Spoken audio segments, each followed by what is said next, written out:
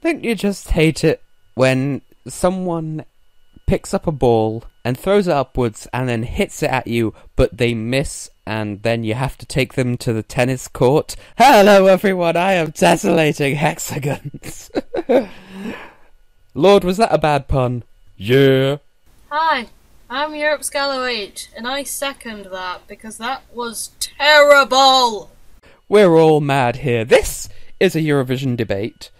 That was me saying that this is a Eurovision debate, and those were sentences. I rest my case. Objection! That's fucking stupid. Anyway. Objection. That was objectionable.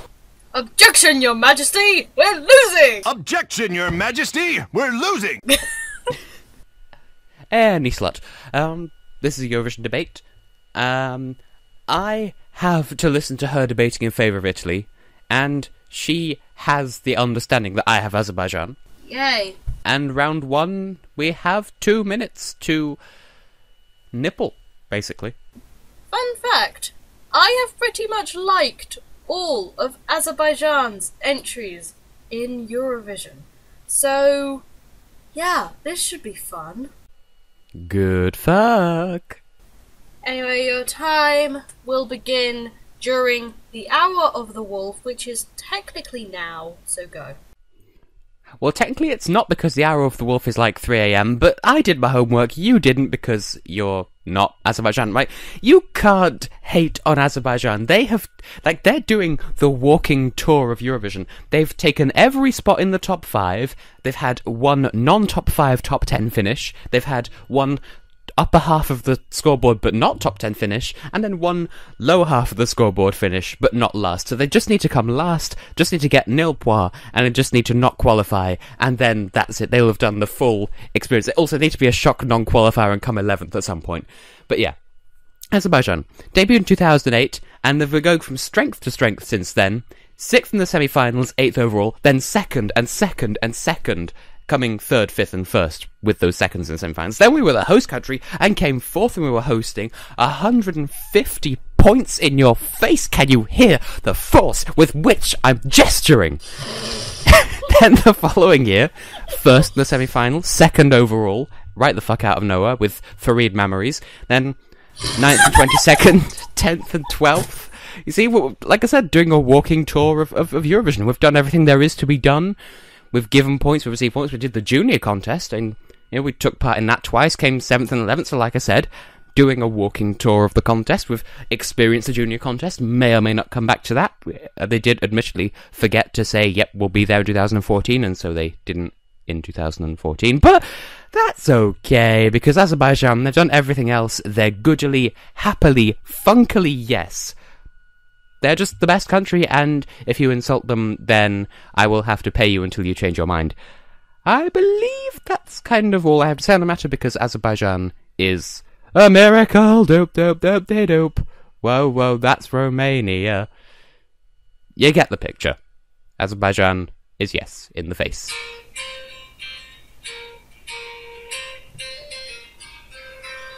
Slightly random, right? But kind of relatable. Azerbaijan, right? They took part in the dance contest in 2008. And I think I remember the guy said that he would propose to his female dance partner if they eventually won. I wonder what became of that. Well, they came 5th. Yay! So I guess we'll never know. We'll never know. Right, you have 120 secaroons, I think? Is that how you maths?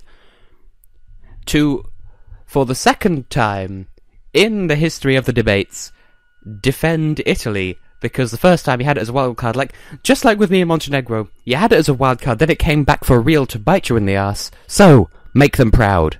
Go, bitch. Italy, right! We have tasty food and an interesting culture, and we have 2 enclaves in our country. So yeah, we're awesome on the geographical front, and we're shaped like a boot.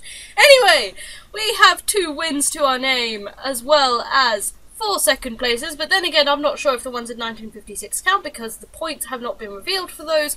And we've also got 5 third placings. So yay, we do good with thirds and stuff. And yay, we've participated in every corner of the contest, the classic and the modern contest. We came back to the modern contest in 2011 and we came second, right the hell out of nowhere. But then again, not complaining.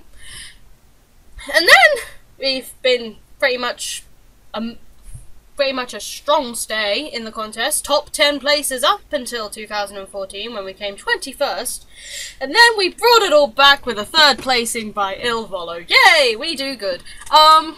We sung a song about the unification of the European Union, and that somehow won, so yeah, we do good.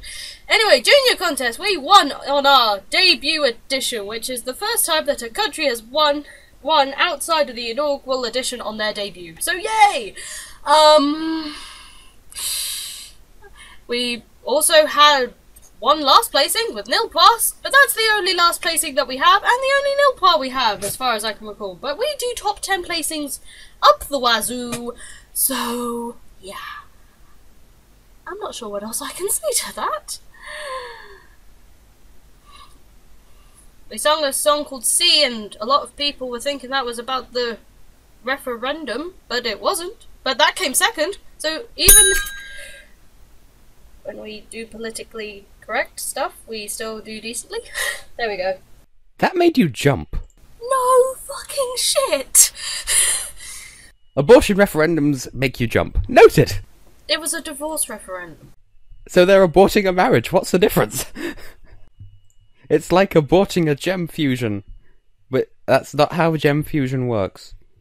Anyway, greasing up the track into round 2, where they have the cross-examination, which is actually not really a cross-examination, it's more a case of us shouting at each other that our other countries are shit. We have 1 minute to do that, really, you know? That's kind of it, you know? That's sort of how it goes. Do I have any random facts about Azerbaijan to say to your face now? No. Okay, go. We wish you a Merry Christmas. We wish you a Merry Christmas. We wish you a Merry Christmas. You disappeared between 97 and 2011, you fuckfaces. You were there in 97. You were there in 2011. But where were you in 98, 99, 2000, all the way up to 2010? What are those? Those are absences, you bitch. Just like in 1986, and 1981, and 1982, and I'm trying to use my bell as a scrolly mouse wheel. 94, 95, 96... 1955! You see, Azerbaijan, we don't do that. We're here to stay. We're gonna latch onto the nipple of Eurovision and just keep sucking until there's no milk left, and sucking in the best possible way. Whereas you're just like, yo, sometimes we do well, but sometimes we require sex appeal with fucking Spidey Poo, Ghosty Goo, and Friendzone McGee from 2015. Honestly. Azerbaijan, we're professionals. Italy, you're just kind of there. You're a shoe. We're a country. We have tea, you have pizza. That says a lot.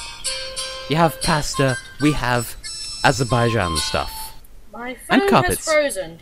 My boyfriend was trying to call me. Oh, that's why. It took me a while to realise who you were talking about when you said Friendzone McGee. I was just sort of thinking, who? What the hell? Marco Mengoni's never been friendzoned. Marco Mengoni is backup bay. And to talk about Il Volo is like, holy shit, I have a hand. I'm gonna use that later. Slips down his Italian pants. Anyway, you have 60 Marco Mengoni minutes, which just so happens to be like 1 minute of Marco Mengoni time is the same as 1 minute of Earth time. And that time starts in 3 Marco Mengoni seconds. 1 Mengoni, 2 Mengoni, 3 Mengoni, Mengoni. Listen, bitch! One thing that Italy can say that Azerbaijan is totally guilty of, they haven't Italy have never had rumours circulated around them when they do well in the contest. That's right. Whenever Azerbaijan do well in a contest, there are rumours circulating that Azerbaijan have bribed countries to give them high points in the contest to get them their high positions. This is especially true around 2013 because, yeah, like you said, right the hell out of nowhere, you're second placing. So, yeah, we're not the centre of a rumour ring around bribery. So yeah, we have that. And you may have qualified from the semi-final every single time, but Italy, we don't have to go through semis. We're a Big Five member, so we're automatically more awesome. Yeah, even when we send rubbishy entries, like Marco Mengoni's L'Essenziale, we do better than you. Yes! Well, you've given me some stuff to work with in round 3, where we have 90 seconds to tear up the track with our spiky glass genitalia. What? Well, if you have glass genitalia, make sure the girls in Honey Pop know. Because that would be painful for their ass. That's the advantage of having glass genitalia. They can always see you coming. Anyway, round 3, like we said. Just go before I lose my sanity. Okay, right, so you made a point of being a Big Five member. Well, you're just saying that because you wouldn't have qualified in 2014. Was it 14? Yeah, 14. I mean, I liked the song, but you wouldn't have qualified. Her performance was a little bit And he also criticised us of being scandalicious. Well, yeah, that happens when you're popular enough. Yeah, you're one of the plastics, one of the populars at the top. There are always people who want to shove you under a bus, who happen to come from Africa. Italy. You're an African nation. What are you doing in Eurovision singing in Neapolitan? Who invited Neapolitan? You, with your flavours, your chocolate, your vanilla, your strawberry. Whereas us, we sing in English because we know that it works. You clearly don't, because sometimes you're Italian, you have to rely on dashing good looks and blowing all your budget on a suit in order to get good points. And some of your singers just so happen to look like hobos, and as a result, they have no genitalia. We did a whole appeal about this in the previous debate. And you got Nina Zilli, who openly admits that she grabs ass for good luck. She's a sexual harassment panda. She had a good song, though, with terrible lyrics in English because translation stuff. But Azerbaijan, no matter, like, wherever we lay our hat, we are professional babies. We won the Turkvision. We were the first ever winner of the Turkvision Song Contest. Then the second time we came 9th. Third time? Don't know yet. Okay, first of all, thank you for finally admitting that Marco Mengoni is the sex god among sex gods. I admitted nothing. And second of all, I am now imagining Nina Zilli accidentally grabbing Marco Mengoni's penis, and that's why he doesn't have one anymore, because she grabbed it and ripped it off. I don't know why that's an image in my brain, but it is. Headcanon! How about... No. Well, how about you have 90 seconds, which is also 90 seconds if you think about it, to work out where your lap goes when you stand up. Go. Anyway, Italy, we've won twice. You've won once. There we go. 2 wins are better than 1. And many top 3 placings are better than 1 of each. And no, I'm not counting semi-finals in that. Anyway, when we did return to the contest in a blaze of glory, we came second. Nobody questioned it. Nobody circulated a rumour that Italy bribed the other countries for a top 3 placing. No. We just got our top 3 because we had an interesting song that sounded like it was from a Disney movie, apparently. Anyway, yeah, you were doing so well in the contest up until about 2014 with your top 5 and your top 10 placings, and then you just went from 2nd place to 22nd hella quick. Anyway, yeah, you disappeared in the Eurovision after 2014. You were just like, oh, I'm thinking about it. Deadline loomed, and you didn't say anything. So, yeah, and apparently you were due to take part in 2008, but then you never showed up.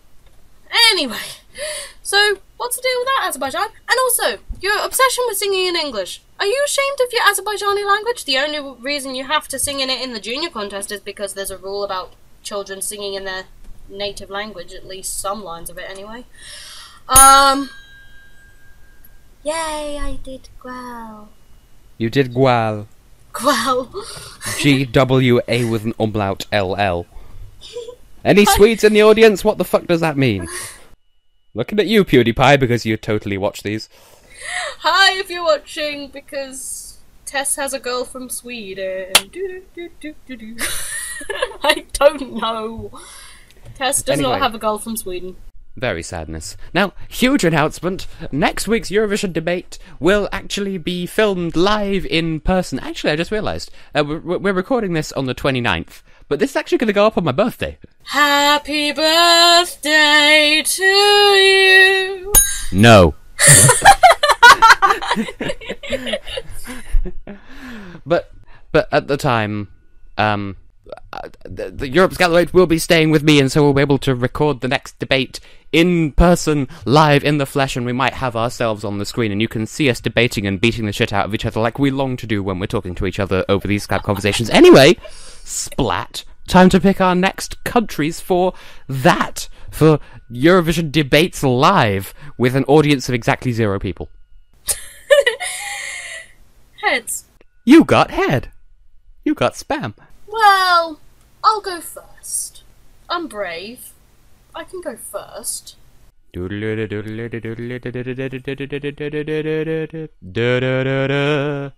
Well, you have Turkey. Yay! I have Not to be confused with Dustin, the turkey.